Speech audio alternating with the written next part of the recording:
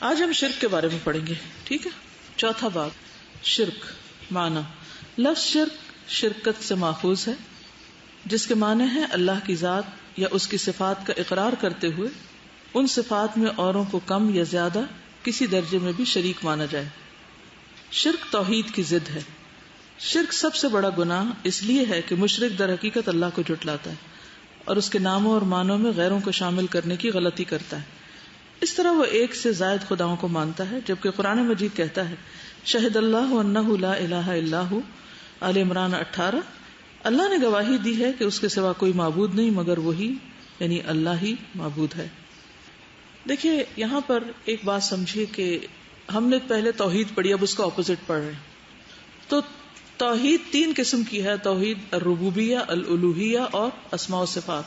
تو شرک بھی 3 طرح کا ہوگا، پھر شرک فی الربوبیہ اور شرک فی العبودیہ اور شرک اسماء و صفات. تو ربوبیہ میں شرک کیا ہے کہ اللہ کے علاوہ کسی اور کو بھی خالق، مالک، مدبر ماننا، یہ سمجھنا کہ کوئی اور بھی رزق دیتا ہے.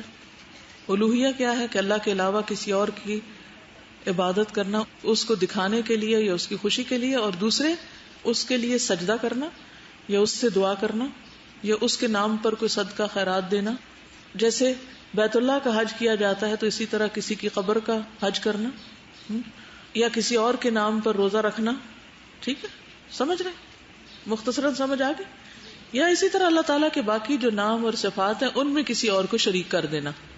سمپلی شرک کو توحید کے اپوزٹ کر دیں. جہاں توحید نہیں وہاں کیا ہو جائے گا پھر؟ شرک. یعنی توحید کے منافی ہے شرک. تو اسی طرح اس کو کیٹیگرائز کریں اور پھر اپنے معاشرے کے اندر دیکھیں کہ کیا ہو رہا ہے. اب دیکھیے کہ جو اہل عرب تھے، دور جاہلی کے عرب، جب ان پر کوئی مصیبت آتی تھی تو وہ کس کو پکارتے تھے؟ اللہ کو پکارتے تھے. ہے نا، قرآن مجید میں بھی آتا ہے کہ جب وہ کشتی پہ سوار ہوتے ہیں اور وہ ڈگمگانے لگتی ہے تو پھر سب کو بھول کے خدا کو پکارنے لگتے ہیں. لیکن آپ دیکھیے کہ ہمارے معاشرے میں جب لوگوں پر کوئی مشکل پریشانی آتی ہے تو وہ کہاں جاتے ہیں؟ مشرکین مکہ سے پوچھا جاتا تھا کہ آسمان کس نے بنایا، زمین اور اس کے درمیان کی چیز، اور رزق کون دیتا ہے، اور رب کو مانتے تھے نا، خالق، مالک، مدبر مانتے تھے. لیکن آج آپ دیکھیے کہ ہمارے ہاں لوگ کسی کو داتا کہتے ہیں اور کسی کو، یعنی کہ ربوبیت میں بھی شرک پایا جاتا ہے ہمارے معاشرے کے اندر. الوہیت میں بھی سجدے غیر اللہ کے لیے ہو رہے ہیں اور ان سے دعائیں مانگی جا رہی ہیں، ان کے نام کی نظر نیاز دی جا رہی اور ان کی قبروں کا حج کیا جا رہا ہے. اور جہاں تک صفات ہے اللہ کی، اس کا تو کیا ہی کہنا، جس کو جو صفت چاہے دے دے. تو ایسا لگتا ہے اندھیرا ہی اندھیرا نظر آتا ہے. ہمارے ہاں تو شرک کی وہ قسمیں ہیں جو شاید مشرکین مکہ کے اندر بھی نہیں تھی. یہ صرف بیسک کانسیپٹ میں نے شرک کو سمجھنے کے لیے آپ کو دے دیا، اب غور و فکر خود کیجیے. شرک توحید کی ضد ہے. ٹھیک ہے. اچھا، نیچے ہے اللہ تعالیٰ کے ساتھ کسی کو بھی کسی حیثیت سے شریک ماننا، اس کی ذات، صفات، اسماء، ربوبیت، الوہیت، کسی بھی چیز میں. گویا اللہ کی غیرت کو للکارنا، اس کے خلاف بغاوت کرنا اور اسے نااہل ثابت کرنا ہے. یعنی اللہ تو نہیں سنتا، کسی اور کو جا سنائے، نعوذ باللہ. جس طرح ایک جنگل میں 2 شیر نہیں ہو سکتے، جس طرح کوئی خاوند اپنی بیوی سے یہ لفظ نہیں سننا چاہتا کہ تم بھی میرے خاوند ہو، اسی طرح اللہ تعالیٰ کو غیرت آتی کہ اس کے مقابل میں کسی کو الہ مانا جائے. جب ہم اللہ کا حق اللہ کی مخلوق کو دیں گے جو کہ اللہ کے مقابلے میں عاجز، کمزور، غلام ہے، تو یہ رب ذوالجلال کی جناب میں ایک بہت بڑی بے ادبی اور گستاخی. شرک کی ابتدا حضرت ابن عباس رضی اللہ عنہ کا قول ہے کہ آدم علیہ السلام اور نوح علیہ السلام کے درمیان 10 صدیاں ہیں. یہ سب لوگ اسلام اور توحید پر قائم تھے. توحید کے عقیدے سے انحراف سب سے پہلے قوم نوح میں آیا. اس قوم کے 5 صالح ترین افراد، نیک لوگ، سوا، یغوث اور نصر کا جب انتقال ہوا تو ابتدا میں تو ان کے بت بنائے گئے اور پھر ان کی عبادت شروع ہوئی. اسی طرح اہل عرب بھی دین ابراہیمی پر قائم تھے. عمرو بن لحی پہلا شخص ہے جو علاقہ غیر سے بتوں کو خرید کر سرزمین عرب اور حجاز میں لایا، اور یوں عربوں میں شرک شروع ہو گیا. شرک کی اقسام، شرک کی 2 اقسام ہیں، شرک اکبر اور شرک اصغر یا شرک خفی. شرک اکبر واضح شرک ہے جس میں کسی شبہ کی گنجائش نہیں. شرک اکبر کھلا ہوا کفر ہے، جو شخص اس پر مرا اس کے لیے جہنم واجب ہے. قرآن مجید میں ارشاد باری تعالیٰ ہے انہ من یشرک باللہ فقد حرم اللہ علیہ الجنۃ ومأواہ النار، بے شک جو اللہ کے ساتھ شرک کرتا ہے تو تحقیق اس نے اس پر جنت حرام کر دی اور اس کا ٹھکانہ آگ ہے۔ سورۃ النساء آیت 48 میں فرمایا ان اللہ لا یغفر ان یشرک بہ ویغفر ما دون ذلک لمن یشاء، بے شک اللہ تعالیٰ اپنے ساتھ شریک کیے جانے کو نہیں بخشتا اور اس کے سوا جسے چاہے بخش دیتا ہے۔ حدیث میں آتا ہے عن جابر ان رسول اللہ صلی اللہ علیہ وسلم قال من لقی اللہ لا یشرک بہ شیئا دخل الجنۃ ومن لقیہ یشرک بہ شیئا دخل النار، صحیح مسلم۔ جابر سے روایت ہے کہ رسول اللہ صلی اللہ علیہ وسلم نے فرمایا جس شخص کو اس حالت میں موت آئی کہ اس نے شرک نہیں کیا تو وہ جنت میں داخل ہوگا، اور جو شرک کرتے کرتے مر گیا وہ جہنمی ہے۔ شرک اکبر کی 3 اقسام، شرک اکبر کی 3 اقسام ہے۔ اکبر کہتے ہیں نا بڑا۔ شرک فی العلم، اللہ تعالیٰ اپنی مخلوق کے سب سے زیادہ نزدیک ہے، وہ اپنے فضل و کرم سے بغیر کسی وسیلے واسطے اور ذریعے کے سب کی پکار سنتا ہے، سب کا نگہبان ہے، ہر جگہ ہر حال میں اپنی صفات کے اعتبار سے حاضر و ناظر رہنا، اور ہر چیز کی خواہ وہ دور ہو یا نزدیک، چھپی ہو یا کھلی، اندھیرے میں ہو یا اجالے میں، آسمانوں میں ہو یا زمینوں میں، پہاڑوں کی چوٹیوں پر ہو یا سمندر کی تہہ میں خبر رکھتا ہے۔ اگر کوئی کسی نبی، ولی، پیر یا شہید کے ساتھ ایسا عقیدہ رکھے، اٹھتے بیٹھتے ہر دم اس کا نام جپے، نزدیک یا دور سے اس کو پکارے، مصیبت کے وقت اس کی دہائی دے، دشمن پر اس کا نام لے کر حملہ کرے، اس کے نام کا ختم پڑھے، اس کی صورت کا تصور باندھے، اس کو واقف راز خفی اور جلی جانے، وہ شخص شرک کا مرتکب ہو جاتا ہے، اور یہ شرک فی العلم ہے۔ شرک فی التصرف، اپنے ارادے سے تصرف کرنا، اپنا حکم جاری کرنا، اپنی خوشی سے مارنا جلانا، رزق کی کشادگی یا تنگی، تندرستی یا بیماری، خوشی یا غمی، قحط یا ارزانی، عروج و زوال، فتح یا شکست، مشکل کشائی، حاجت روائی، سب کچھ اللہ قادر و قیوم کے قبضے قدرت میں ہے، کسی اور کے نہیں۔ اگر کوئی یہ سمجھے کہ نبی، ولی، پیر، شہید، غوث، کتب کو بھی عالم میں تصرف کرنے کی قدرت حاصل، تصرف کا مطلب اس کے اختیارات ہیں، تو وہ شخص کتاب اللہ اور حدیث رسول صلی اللہ علیہ وسلم کے مطابق شرک کرتا ہے۔ یہ شرک فی التصرف ہے۔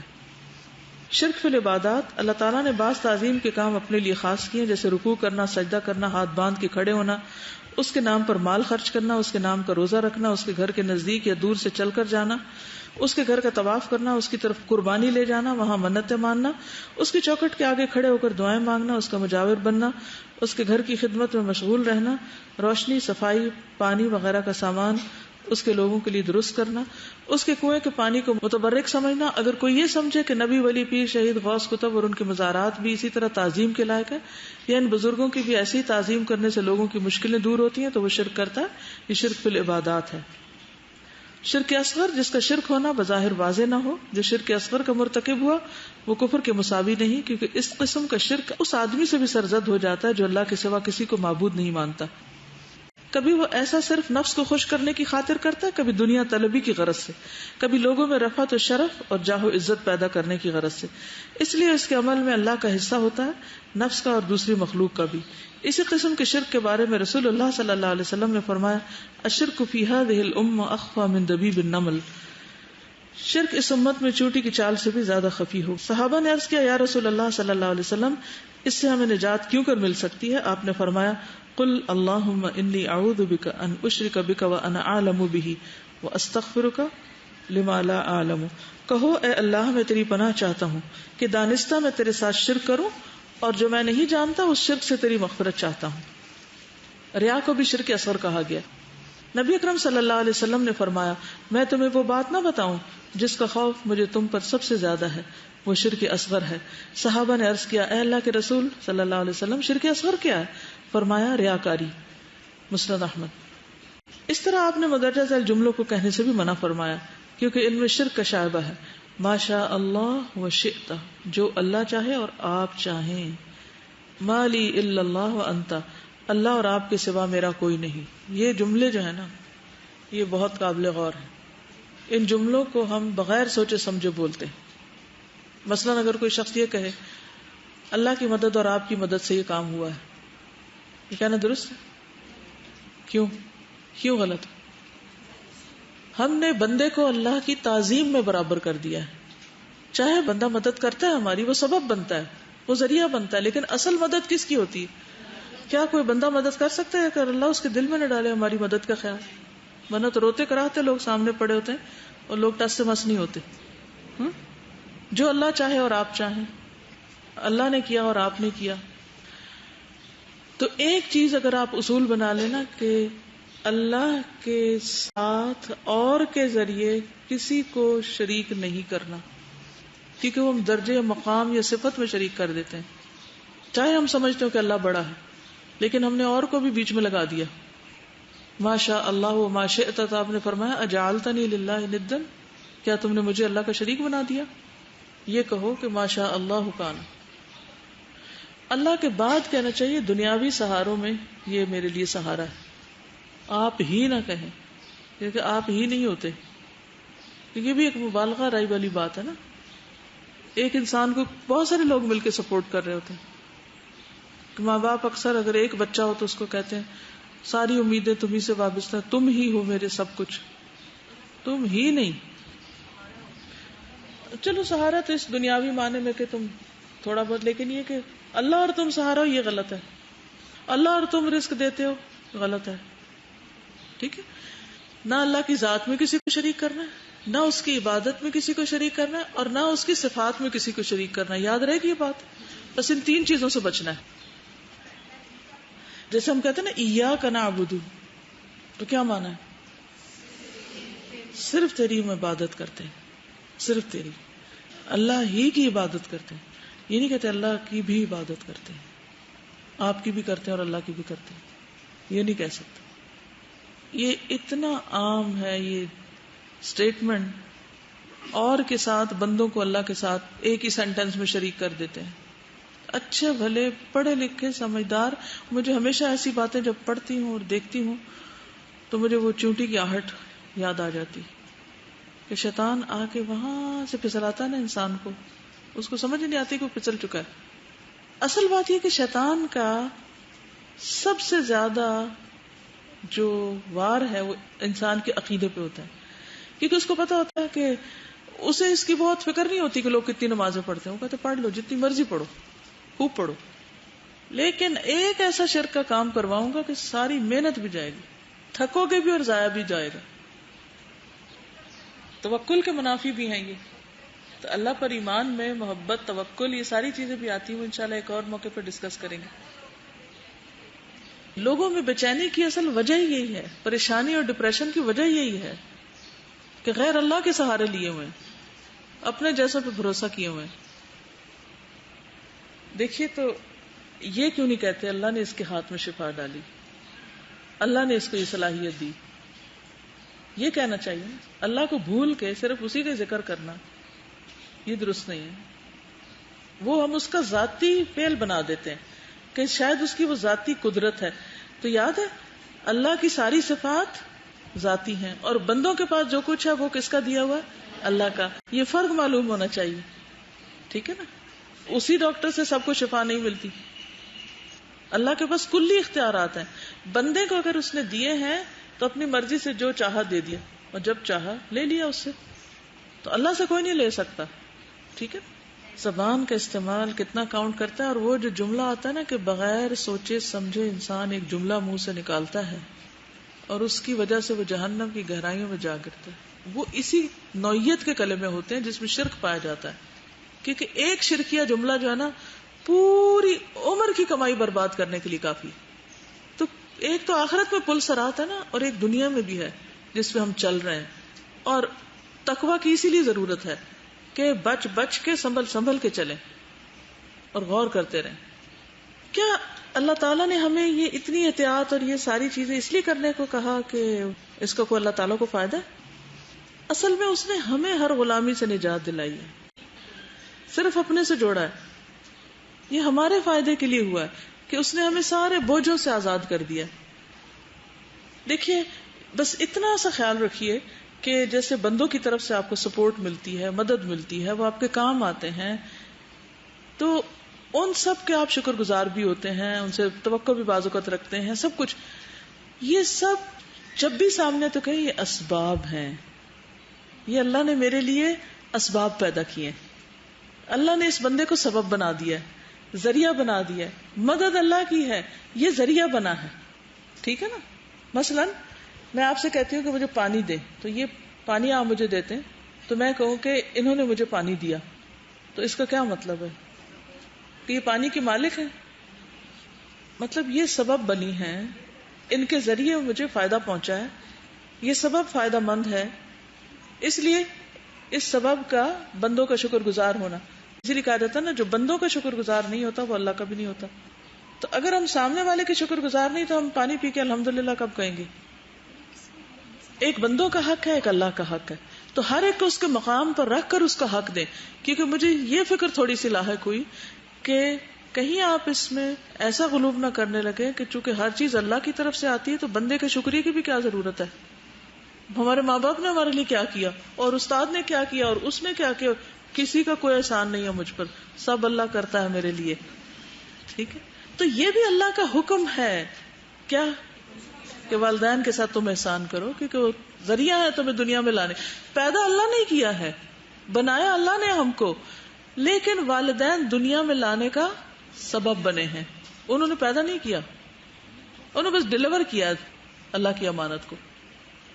ہر ایک کا ایک مقام ہے، تو اس کو اس کے مقام پر رکھنا، اس کا حق دینا، یہ دین ہے. اسباب اختیار کرنا بھی دین کا حصہ ہے، رائٹ؟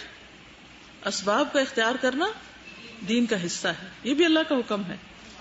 ذوالقرنین کا آتا نا فَأَتْبَعَ سَبَبًا. ٹھیک ہے. انہوں نے پوچھا ہے کہ جو لوگ نماز روزہ بھی کرتے ہیں اور مزاروں پہ بھی جاتے ہیں کیا وہ مشرک ہوتے ہیں؟ دیکھیے جو لا الہ الا اللہ زبان سے پڑھتا ہے نا، آپ کو حق نہیں کہ آپ اس کو کوئی اور نام دیں، ٹھیک ہے. لیکن ہم یہ کہہ سکتے ہیں کہ جیسے قرآن مجید میں آتا ہے نا وَمَا يُؤْمِنُ أَكْثَرُهُمْ إِلَّا وَهُمْ مُشْرِكُونَ، بہت سے لوگ جو ایمان رکھتے ہیں وہ بھی شرک کر رہے ہوتے ہیں. تو جو ایمان کا زبان سے اقرار کرتا ہے، لا الہ الا اللہ پڑھتا ہے اور یہ سارا کچھ، تو ہم یہ نہیں کہہ سکتے کہ یہ مومن نہیں، کیونکہ وہ ایمان تو لایا ہوا ہے، لیکن الا وہم مشرکون.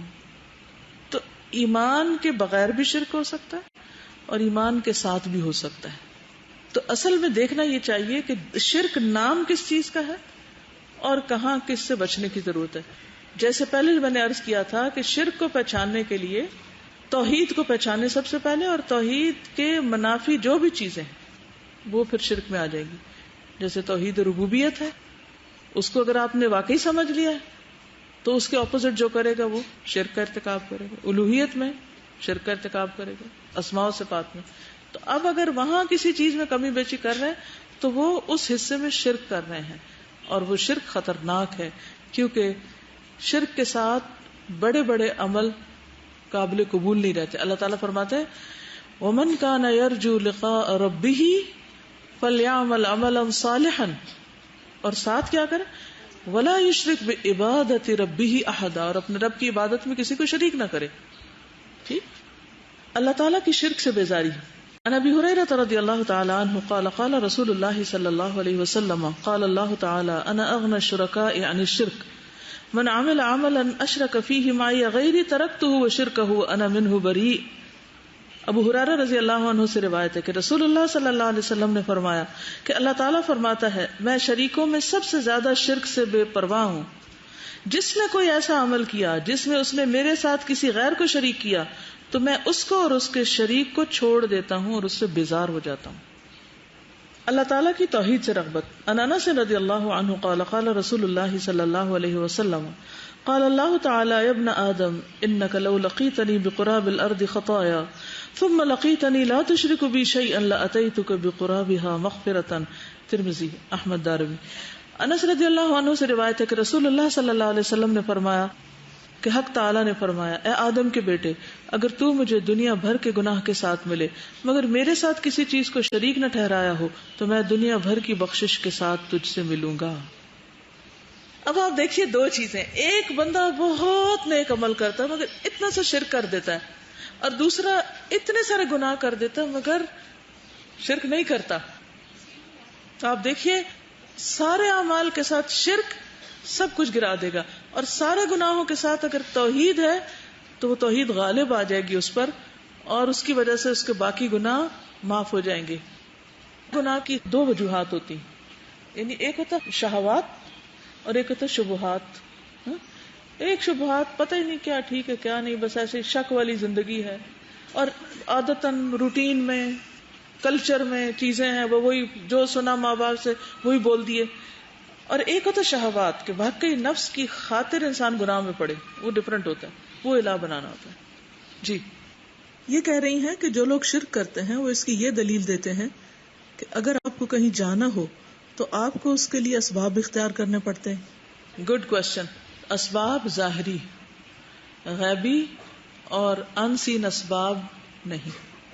ٹھیک ہے، یہ بہت اچھا انہوں نے سوال کیا، جس سے ایک اور بات واضح ہو گئی کہ ظاہری اسباب اختیار کرنے کو کہا گیا ہے. چھپے ہوئے اسباب جن کا پتہ ہی نہیں ہے، ان اسباب جیسے جنوں سے مدد، فرشتوں سے مدد، ارواح وغیرہ سے اور باقی چیزیں، اسباب بھی وہی اختیار کر سکتے ہیں جو حلال ہیں، جائز ہیں. ٹھیک ہے، حرام اسباب اختیار نہیں کیے جا سکتے. ٹھیک ہے، یہ جن سے منع کیا گیا وہ اسباب بھی استعمال نہیں کریں گے. چونکہ شرک ایک ناقابل معافی جرم ہے، اس لیے اسلام نے وہ تمام ذرائع جن کے ذریعے سے شرک کی سرایت یا اس کے بتدریج زیادہ ہونے کا امکان ہو ان پر پابندی لگائی اور ان کی حدود مقرر فرمائی. یہ ذرائع مندرجہ ذیل ہیں، ان پہ میں انشاءاللہ کل بات کروں گی، لیکن شرک کے اوپر تھوڑی سی بات مزید کروں گی. پہلی بات یہ ہے کہ شرک دو قسم کا ہے، شرک اکبر اور شرک اصغر. شرک اکبر جو ہوتا ہے وہ ملت سے خارج کر دیتا ہے انسان کو. ٹھیک ہے، شرک اصغر ملت سے خارج نہیں کرتا. اچھا، شرک اکبر معاف نہیں ہوگا. ان اللہ لا یغفر ان یشرک بہ ویغفر ما دون ذلک لمن یشاء ومن یشرک باللہ فقد ضل ضلالا بعیدا. سورۃ النساء 116. اللہ کے ساتھ اگر کسی کو شریک بنایا جائے تو یہ گناہ وہ کبھی معاف نہیں کرے گا. اس کے علاوہ جو دوسرے گناہ ہیں انہیں وہ جسے چاہے معاف کر دے، اور جس نے کسی کو اللہ کا شریک بنایا وہ گمراہی میں دور تک چلا گیا. حضرت انس سے روایت ہے کہ رسول اللہ صلی اللہ علیہ وسلم نے فرمایا ظلم کی 3 اقسام ہیں. نمبر 1، اللہ تعالیٰ ایک ظلم کو کسی صورت میں نہیں چھوڑے گا، ایک ظلم کو بخش دے گا، ایک ظلم معاف نہیں کیا جائے گا. جس ظلم کو چھوڑے گا نہیں وہ شرک ہے، جس ظلم کو بخش دیا جائے گا وہ اللہ اور بندے کے مابین کیا ہوا ظلم ہے. ٹھیک ہے، اور جس ظلم کو وہ معاف نہیں کرے گا وہ 2 بندوں کا ایک دوسرے پر ظلم ہے. یعنی اللہ تعالیٰ ہر صورت میں بعض مظلوموں کو بعض ظالموں سے قصاص دلوائے گا، حتیٰ کہ جنت میں جانے سے پہلے بھی لوگ روک لیے جائیں گے اور آپس میں قصاص دلوائے جائیں گے. یہ حدیث پڑھی ہے نا آپ نے، نہر الحیات پہ روک دیا جائے گا، باہر روک دیا جائے گا جنت کے، پہلے بدلے ایک دوسرے کو دلوائے جائیں گے پھر اندر جائیں گے لوگ. تو 3 قسم کا ہوگا نا ظلم. ایک جو کبھی معاف نہیں ہوگا وہ کیا ہے؟ شرک. دوسرا جو اللہ بندے کے بیچ میں نہیں کوئی گناہ شنا ہو جاتے ہیں، اور ایک جو بندوں پہ ظلم ہوتا ہے تو بندے معاف کریں گے تو ہوگا. عبداللہ بن مسعود کہتے ہیں میں نے نبی صلی اللہ علیہ وسلم سے پوچھا اللہ کے نزدیک کون سا گناہ سب سے بڑا ہے؟ فرمایا کہ تم اللہ کے ساتھ کسی کو برابر ٹھہراؤ حالانکہ اللہ ہی نے تم کو پیدا کیا ہے. میں نے عرض کیا یہ تو واقعی سب سے بڑا گناہ ہے. اب آپ دیکھیے کہ عبادت میں شرک کیسے کیسے ہوتا ہے. عبادت میں کیا کیا چیزیں شامل ہیں؟ نماز، روزہ، حج، زکوٰۃ اور دعا، سجدہ، نظر و نیاز وغیرہ. اب مثلاً غیر اللہ کے لیے سجدہ کرنا، اللہ کے علاوہ کسی اور کے لیے جھکنا، یہ سری شرک ہے، شرک اکبر ہے، یہ شرک فی العبادت ہے، اس کی اجازت نہیں. تعظیمی سجدے کی بھی ہمارے دین میں ہماری شریعت میں اجازت نہیں. وہ تعظیمی سجدہ جو پہلی شریعتوں میں جیسے آدم علیہ السلام کو سجدے کے حکم تو اللہ نے خود دیا، اللہ جو چاہے کرے، تعظیم کا تھا ایک وہ. اسی طرح جو یوسف علیہ السلام کے بھائیوں نے اپنے والدین کے آگے جو جھکے تھے تو تعظیمی کے اس میں آتا ہے، عبادت کے لیے نہیں تھا وہ. لیکن ہمارے ہاں تعظیم کا بھی اس لیے بند کر دیا گیا تاکہ شرک کا دروازہ ہی نہ کھلے. تو کسی کے آگے سر نہیں جھکا سکتے. وہ آپ کو مجھے کل ویڈیو دکھانی ہوگی، وہ جس میں لوگ باقاعدہ انا للہ و انا الیہ راجعون ہمارے ملک کے ایک بزرگ کے آگے لٹرلی آ کے سجدے میں پڑتے ہیں. یہ ہمارے مسلمان ملک کے اندر ہو رہا ہے.